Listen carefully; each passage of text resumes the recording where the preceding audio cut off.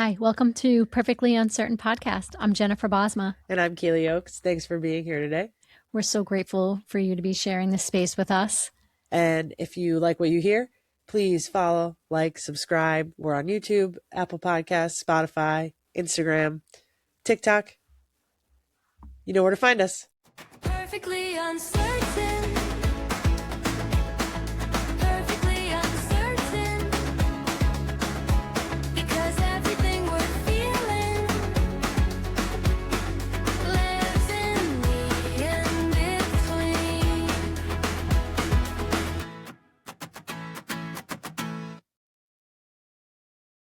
All right. Hello. Welcome. Another week. Of Perfectly Uncertain Podcast. Here today to talk about imposter syndrome. Yes. Which is rampant these days. Yes. Is it not? Yeah, it is. It's so funny. We just met with our lawyer a couple of weeks ago. He made a suggestion for us to go down this road. He met with Amanda G and I, my business partner, and he wants us to start this new adventure. A new adventure. Mm-hmm. Not that I have time for another new adventure in my life, but just going to keep it coming. And then he called me out hard, and I was like, I don't know. And he was like, what's this?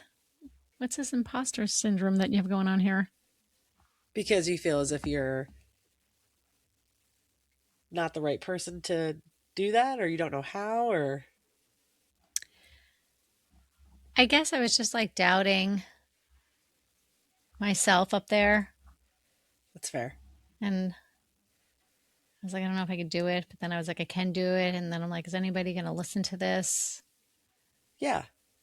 I don't know.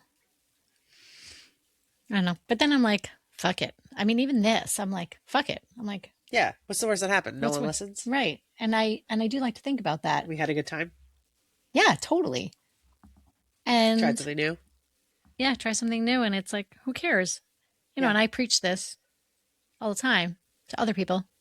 But well, then it's easy to give advice. Yeah. When you're not the one taking it. But it's true. But it's like, okay. And I do like to think like that. And I just had a therapy session with one of my clients, and we were talking about this. And I do like to think like this. Okay, what's the worst thing that could happen?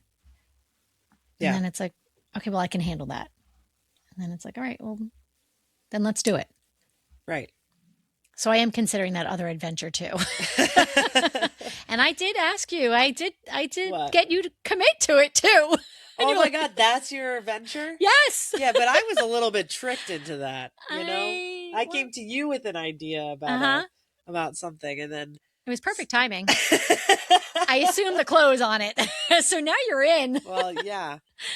Yeah, yes. I didn't really know what I was saying yes to, but I'm also someone who's willing to pretty much like not commit, but I'll try most things. Yeah, I agree. I think I'm pretty outgoing in that sense. You are. I can definitely be more reserved in other parts of life, but I definitely think, at least career work wise, yes, I'm willing to try something. Yeah, I agree. Yeah. You're good for that. Thanks. Yeah. No, I love that about you.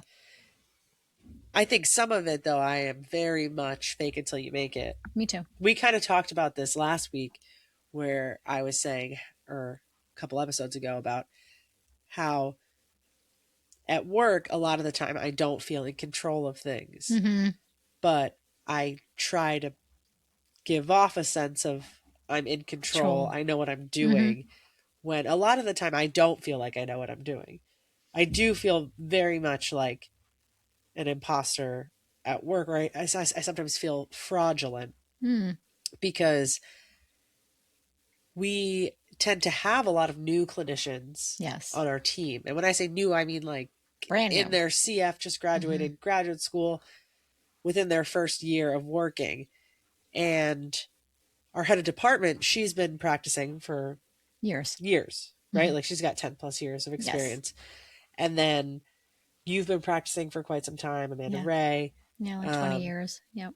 But you guys aren't in the office every single day. We're not. Not anymore. We used to be. Yes.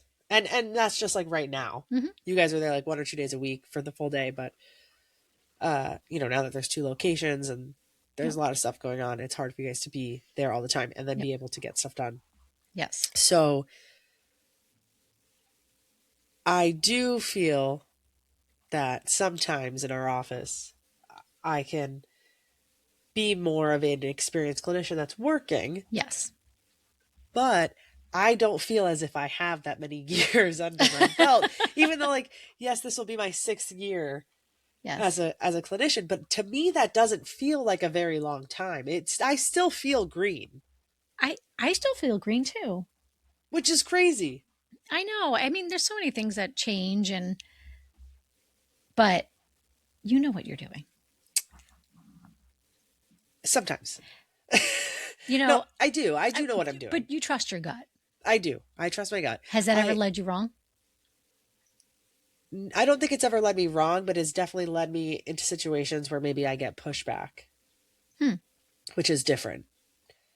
Like, I definitely trust my gut sometimes, and then maybe a family doesn't agree with a decision I've proposed or Hmm. are not ready to have a Conversation. conversation or take a step in a direction that Mhm. I'm proposing Yep. or guiding them towards. That can be tricky. That I think is just part of the job. Yeah. Um, I trust my gut. I do think, though, I'm someone who, when I do something, I do it 100%. Mhm.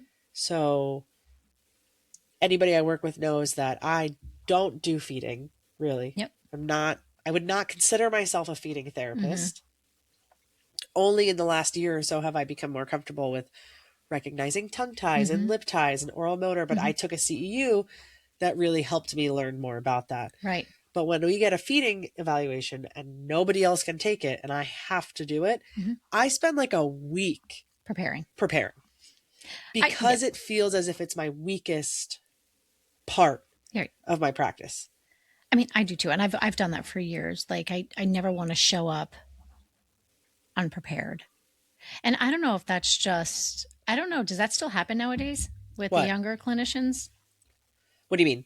that they prepare for a week behind the scenes? I think so. I don't know. I encourage it. I know, I'm not sure. I know in our practice, at least the CFs we have right now, both of them, when they are feeling unsure and Mhm. they seek guidance, and Kate or I provide some, they spend some days preparing. I love that. Yeah. They But probably I don't think love we that. foster an environment where it's encouraged, Oh, it is. So uh, at least as myself as a clinical fellowship supervisor, I've come to really embrace using guiding questions Mhm. rather than full like guiding you to the answer. Sure. Yeah. I think Eliana really Mhm. instilled that in me. Eliana is one of our speech therapists who she doesn't work with us anymore really full time, but she was my clinical supervisor and she was an amazing teacher. Ah, she's the And best. I think she really shaped how I Mhm. now try to teach and supervise. And, I like to rebuttal with a question of like, well, what do you think? Mhm. Because we're supposed to be fostering each individual therapist's clinical judgment. So if I Absolutely. just give you the answer, then you're not learning to trust your judgment. Of course. Yeah. Yep. Perfect. But I don't think that sometimes I always trust my judgment. So that's where it feels a little impostery of like, I can feel a little fraudulent when I like preach all these things, but then Mhm. I doubt myself Mhm. quite a bit. I doubt myself quite a bit too. Yeah. I mean, does that ever I don't know if that ever goes away. Especially when you're not confident, Yeah. in that area. Well, I think some of it, we've talked about this before, but like, I truly believe that a clinician, and maybe this is just a person in general, but at least in our field, I think a great clinician knows when to say, I don't know. I agree with you. And I think a lot of times, newer clinicians, I think it could be at any stage. But I think a lot of people are afraid to say, I don't know, especially when you're talking to a parent. Absolutely. But like, spoiler alert, we don't have every single answer. No. But I'm game to figure it out. Yeah, I'm here to like Yeah. go through that process with you. And it's so funny. And you're right. And I've often have said, you know, I'm at the point in my career that I'm good to say, I'm not sure about that. You know, let me get back to you. Yeah. Or, you know, I don't know. I need to talk to a couple of my colleagues to say, Yeah. Or refer. I'd love for you to go talk to your ENT about this. yes. I'd love for you guys to go talk to your pediatrician about yeah, this. any of these things. And you know, I have to honestly say, being a parent on the other side, my kids have gotten services. For somebody to say that, it's like, you just feel more confident in that person, in that clinician that's working with your child. Which I think is so interesting because I would feel on the other side of it that you would lose confidence in me because I don't have the answer for you. No, but you're not saying, I just don't know. You're saying, I'm not sure, but you could do this, that I could do this, this, and this. I can connect with this person. Whatever. Yeah. You have some kind of path that we can be on together. Yeah. So, yeah, it's funny. I think that could be why maybe people feel hesitant to say I don't know or I'm not sure because you're afraid that whoever you're saying it to is going to now lose confidence in your ability to do something, when in reality what you're saying is you'd rather somebody say I'm not sure at this exact moment. Let me think about it. Let me think about it. Let me connect with people who are more versed in that area rather than someone who's going to just give you like a fluffed out answer or a bullshit answer I hate bullshit. to try and make it seem as if they're competent. Yeah, I hate bullshit. I really hate it. I don't know anyone that likes it. But it makes me lose all confidence in that person, and then I feel I'm all done. When someone's like more, it's almost like when there's too much charisma. I'm like, I don't like you. Or always have a comeback. Yeah, I don't love that. Yeah. I don't like people like that. It's such a turn off. Yeah. Yeah.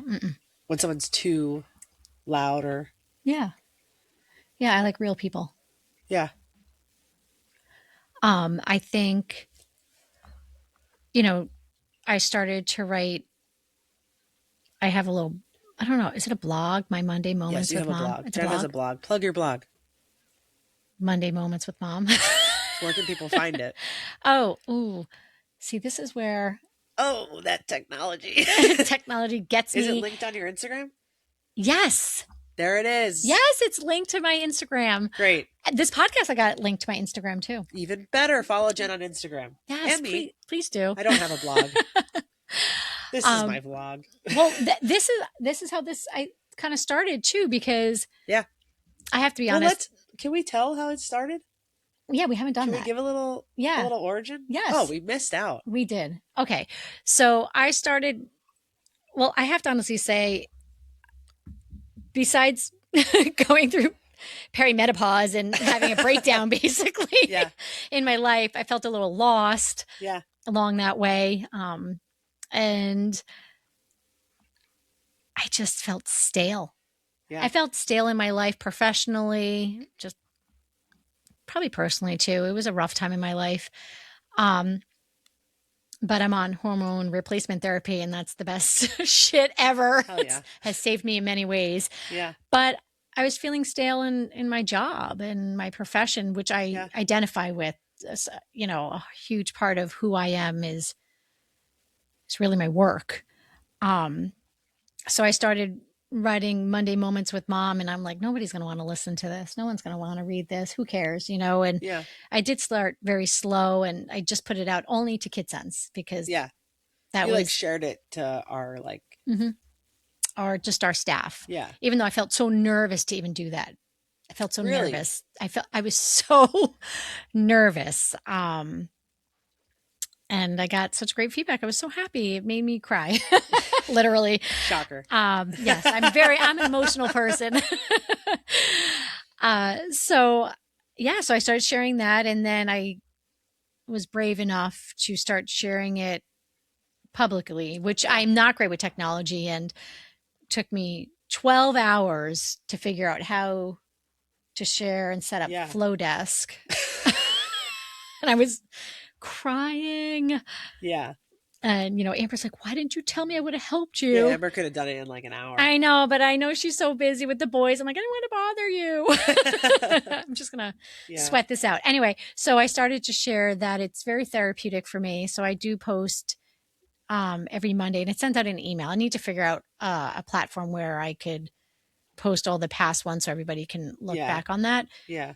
But then everybody kept saying, you got to start a podcast. You got to start a podcast. And I was like, there's no way I can start a podcast. I just wasn't brave enough to do it. And then Kaylee, someone said it, and because I actually remember. So I was talking to you about that article I had read on the Informed SLP. Oh, yes. About that drug. Yes. So I had a couple parents, and I don't want to get too political, but I had a couple parents that had come in asking about a drug that RFK had mentioned that was going to like cure autism or was going to be like really impactful for children with autism. And I had a couple parents ask me about it at work. And as I do with all questions about medication, I politely say, I can't really speak on this topic. It's out of my scope of practice. I think you should continue the conversation with your pediatrician and keep me in the loop if you do start anything, so I can just keep my eye out for any changes or side effects or things like that. And then I went into a deep dive of research because I was like, what is this? I don't know anything about it. So I can't even I don't even have an opinion about it because I don't know enough. Yep. So I started doing research, and I was reading on the Informed SLP because that is my favorite way to read anything that is SLP related, because they make it so consumable for busy people like me who have a really hard time reading and understanding research. Yes. Thank you. Informed So SLP. the Informed SLP, thank you. And if you ever want to collaborate, let us know, because I am your biggest consumer and I share it with everyone. And I frequently share it in our speech team chat. Yes. Things I read that I'm like, oh my gosh, we could use this. Everybody read it. Please inform yourself. So I found that article. They did a great job of explaining it, explaining how our role as SLPs, we can navigate the conversation, which I appreciated so much. And I shared it with our speech team. Yep. And then you and I were talking about it in the office, and everyone was listening. And I was like, I wish we could have a bigger discussion about it. Yes. And you said, somebody in Danbury just told me I should start a podcast. And I was like, Jen, I would love to start a podcast. And we were like, ha, ha, ha, ha. Yeah, funny. And then that night I got home and I texted Jen and I was like, if you're serious, let me know, because I'm serious. So funny. And then we had a meeting on the phone like the next day. Well, I mean, if you didn't send that text, this would have gone nowhere. And it's just so funny. I did. You sent that text and I said, Kane, this is so interesting. I was like, I keep hearing this, but Kaylee really called me on it, and she would do it with me. And I'm like, I don't know. I'm like, what do you think? He's like, do it. Of course. He's always like, do it. He's always team, like, take the leap. Take the leap. Yeah. Because it's the worst thing that happened. Right. Yeah. We just talked about. Yes. So, yeah. And then we had a conversation about it. Yeah. And then we had another one and another one and another one. Yes. And then 8 months of conversations. Yeah. Well, I mean, I think and I don't want to speak for both of us. Yeah. But I'm someone that if I'm going to do something, I want to do it all the way. Yes. And I want to do it the right way. Yes. So I didn't want to just show up and not have an idea of what we wanted to talk about or how it was going to sound or what was our purpose? What was our why? Yes. Why did we want to do this? I didn't want to feel fraudulent in that we had no business talking about the things we were going to talk about. Right. But we do. Yes. Because we have a lot of experience. We have different experiences. Yes. We both feel a calling to start conversations that are bigger than what we can do on a day-to-day with one family at a time. Absolutely. And we wanted to create, at least I felt like we wanted to create a space where those conversations could be had in an open and respectful way. Yes. Because I do think the more we have conversations together, people can see that like we don't always agree. Mm-mm. Nope. And we've gotten into it at work, Absolutely. which I think makes people really uncomfortable Definitely. because we're both passionate. Yes. But also that's my talking voice. Yeah, People yeah. are like, you're arguing. I'm like, no, we're just I'm talking. also from New Jersey. So anything beyond like, hey, how you doing? Is like 8. Yeah. Like arguing. I love arguing. Yeah. But I'm not arguing. We're debating. We're chatting. We're I like having a that. conversation. A competitive conversation. Yeah. And sometimes the things we're talking about, both of us are really passionate about. Yes. And I also think both of us are in a place where we can, a couple minutes later, a day later, a week later, take a step back and be like, hey, this is why I was coming from that point. Yeah, and we totally. did. Like the last time we had that conversation, or we had a heated conversation Yeah. in the office, like a day or two later, I was like, hey, I just want you to know I was upset because I felt like this should have happened and this should have happened. And I think now that I'm looking back at the conversation, that's why I was upset. Yeah.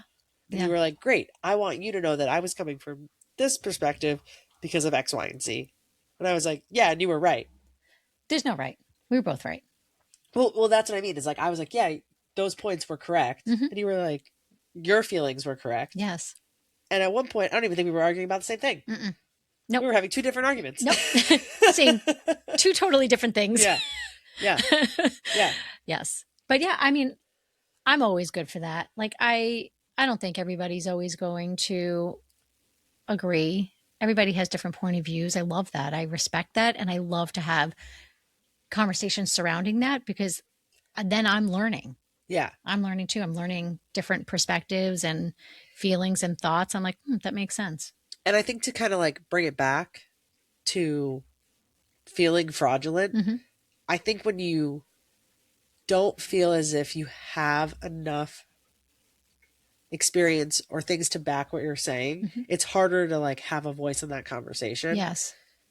But I think I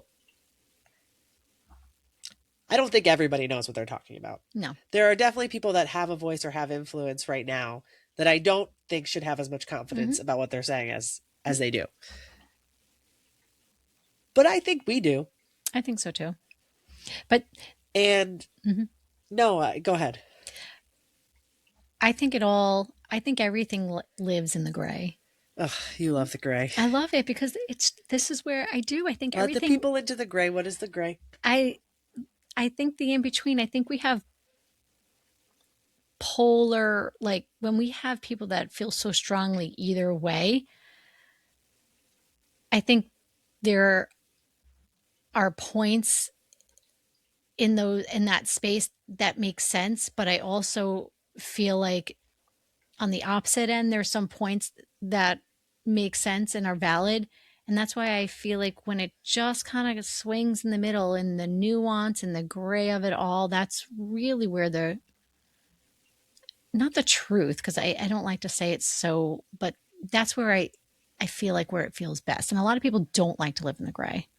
Yeah. I mean, I think progress happens in the gray. I do too. I think more conversations should happen in the gray, even if your main opinion lies on one side or the other.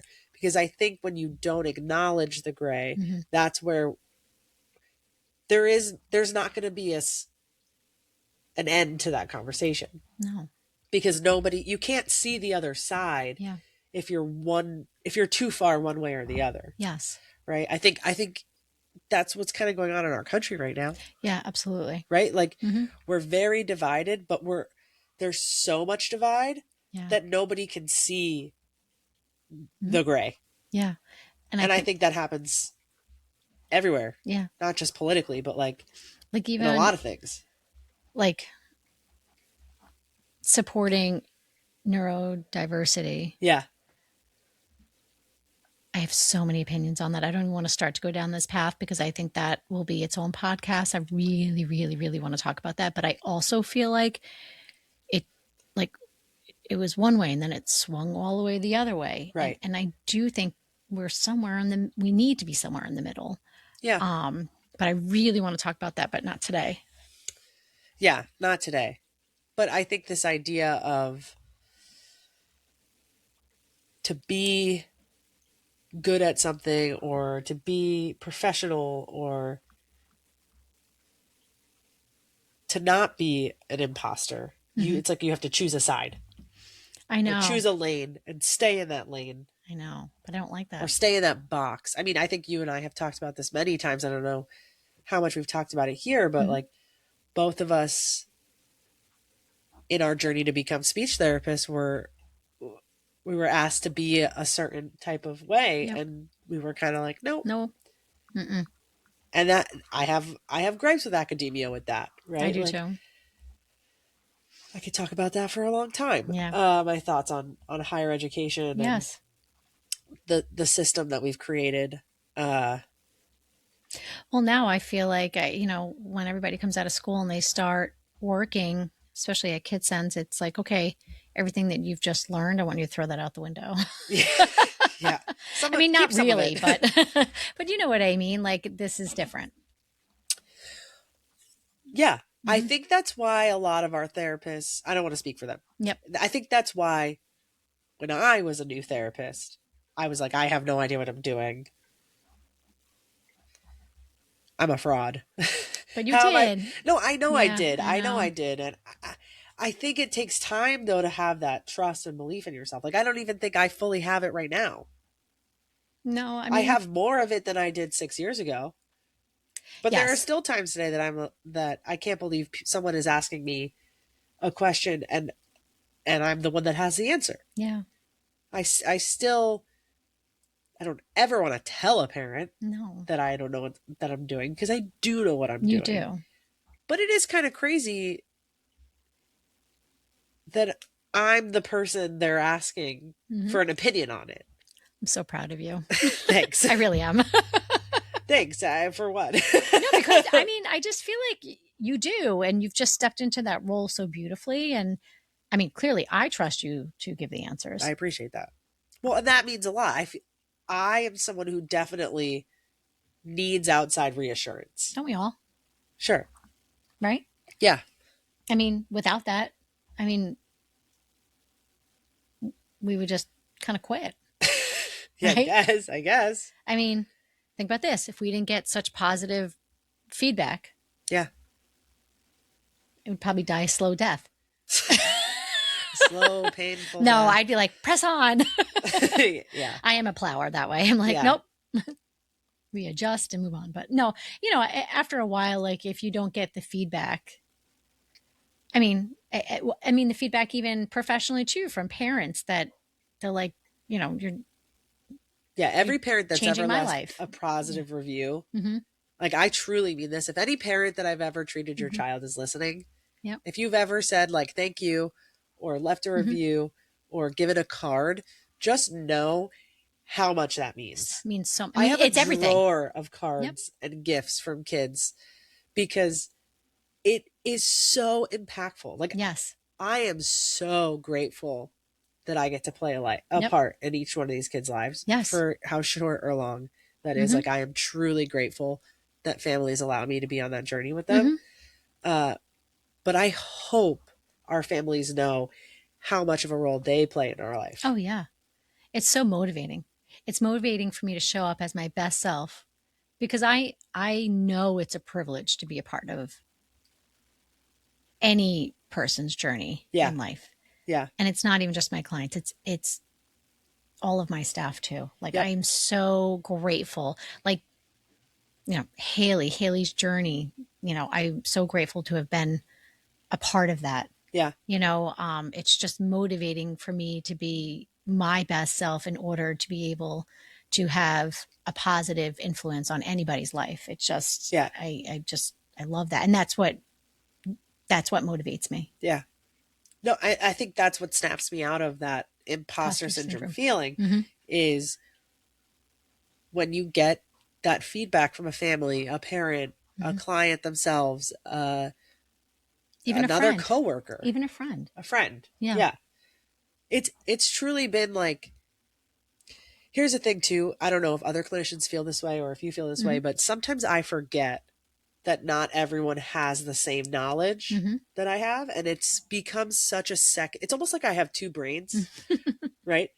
Stay with me. Yeah. Okay. It's like I have Kaylee's brain, Yep. who thinks about reality TV and my friends and all the food I like to eat and cook and what I want to do. Yep. And then I have Kaylee's brain when I go to work, Mhm. which is inundated with developmental milestones and different neurotypes Yep.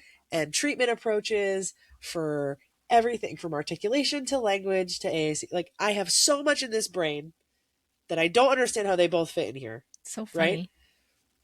But sometimes I forget that not everybody else has that Mhm. that SLP brain. Mhm. So now that I have friends who are not in healthcare, because I Mhm. do have a lot of friends that are in the SLP OT world, Yep. but then I have friends that are teachers or a lawyer Mhm. or whatever else careers there are. I Mhm. don't know because there's so many. Yes. But people can do like all these other things. Yep. I forget that they don't know Yes. what the developmental Yeah. The background knowledge. time looks like, Yeah. right? Or that I tell all my friends now, I'm like, when you have that baby, before you leave that hospital, you ask them to check for ties. Ties. And if there's even a little bit of one, you snip it right there. You go, snip it right there. And then I go meet their baby and then I go, look in their mouth. Yep. Did they get it? Did they know? Yep. Right? But it's so crazy to me that other people don't have that knowledge. I have to remind myself that I have this like privilege of this second brain. Mhm. I don't know why my brains are Two fists.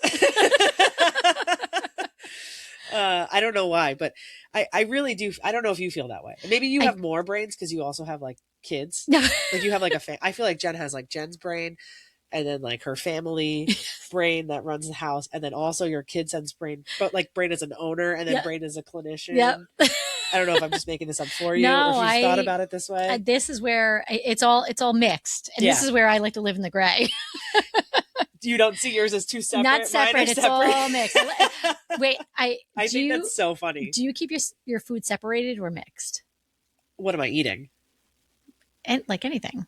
Well, it depends. Some foods are meant to touch and some are not. I like all my food mixed together. No.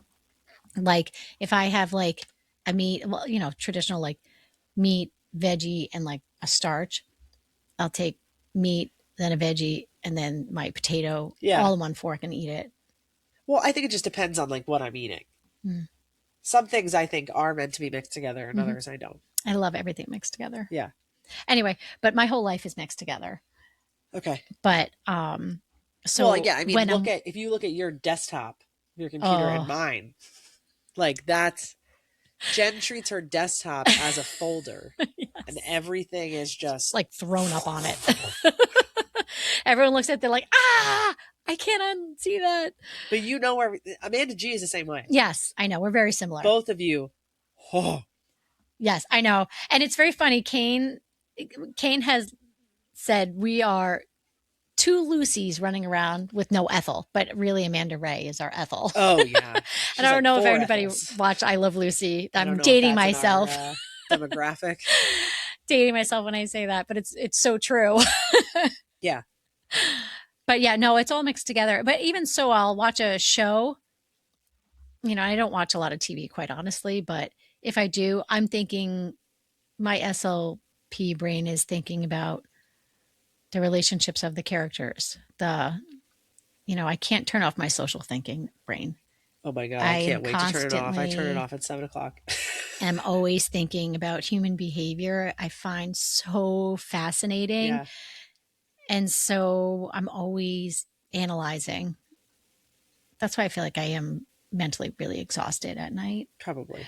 You should try my 2-brain system. I know. I don't know if I could do it, but I am. I'm always analyzing. And, Kane and I are kind of arguing. And he's like, I know what you're doing right now.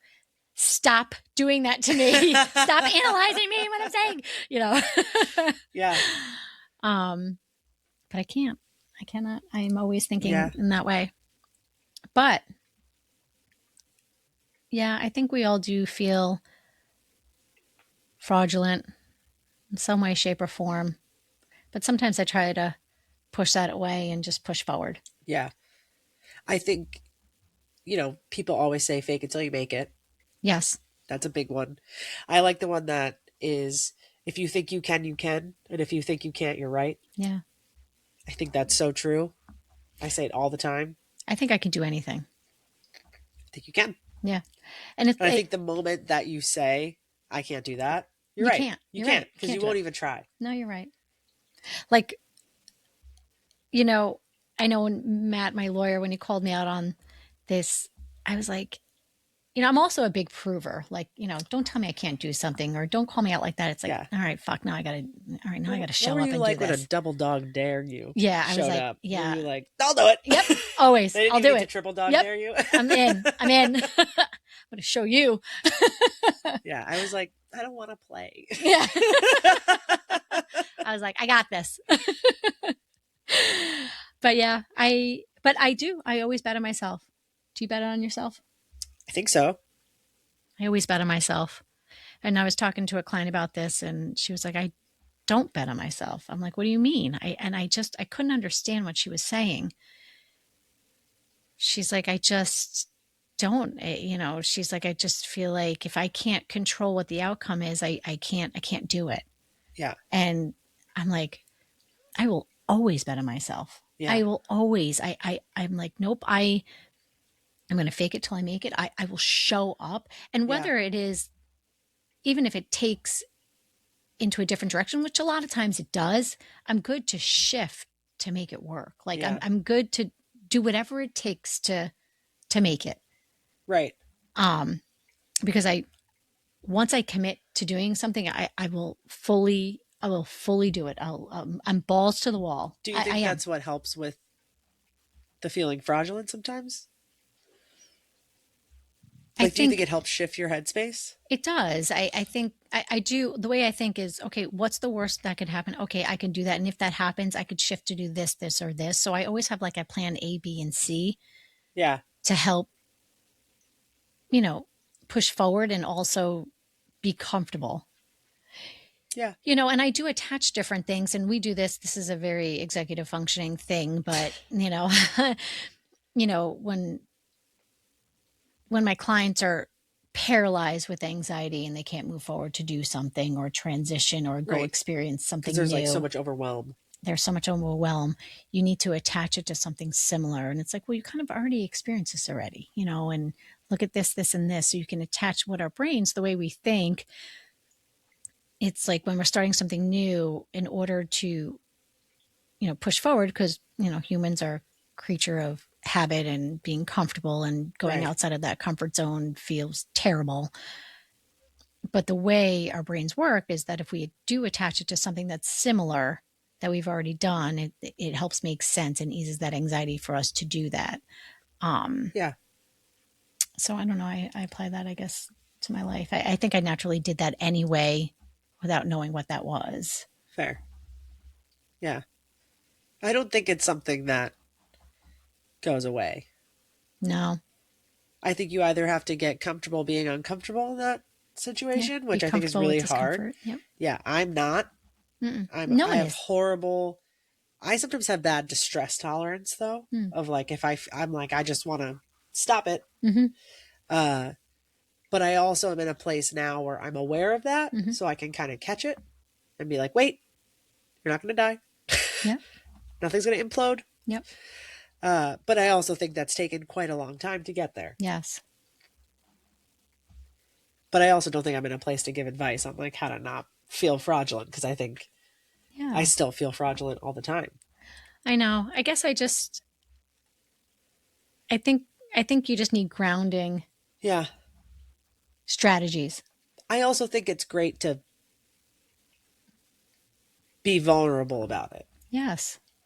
Like, I think having someone like you or Eliana, who, when she was my supervisor, I'd be like, I have no idea what to do. And she would be like, stop. Mm-hmm. Yes, you do. Mm-hmm. I'll ask you again. Yeah. Let's work through And it. tell me what you're actually thinking. Mm-hmm. Because a lot of the time it would be, well, I think I would do it this way, but I'm not sure if that's the right answer. Mm-hmm. But 90% of the time it is the right answer. Yes. So that idea of, you do actually know, Mm-hmm. but you're scared of, I Failing. think imposter syndrome is really linked to fear of failure. Yes. They like go hand in hand. Yes. Yeah. But being vulnerable and open that like, I'm afraid this is going to be wrong, therefore I don't think I'm the right person to do it, kind of goes back to what we said before, too, in a previous episode about the best clinicians being the ones that are okay with saying, I don't know. I know. And just being comfortable in your own skin. Yeah. It just takes time, I guess. It does. An experience. Yeah. Yeah. But fear of failure is a big thing. And when I feel like I'm failing, I get very controlling. Yeah. Very controlling, and that's ugly. That looks really bad on me. It's not a good scene. Yeah. I've worked on that. I'm still working on it. I'll forever be working on that. We're always going to be working on everything. Yeah, true. If you think you've mastered it, You haven't. you haven't. I think that's where maybe we get into a bit of like conceitedness. When you think you're like Yeah. so good at something that there's no more left to do, Yeah. you're really just lost sight. And you've just limited yourself. Right. Yeah. I mean, I'm forever learning. Dude, gotta. It's the best. We don't know anything. No. What is it? It's like the smartest person in the room is the one who knows what they don't know. Mm-hmm. Yeah, I think that's it. I'm butchering this. Don't quote me because like I'm not even quoting it right. I feel like you are, but sounds right. Yeah. Anyway, we'll find out about more we don't know. Yep. Next time? Sounds great. All right. Thanks for being here. Thanks for being here. We'll see you soon.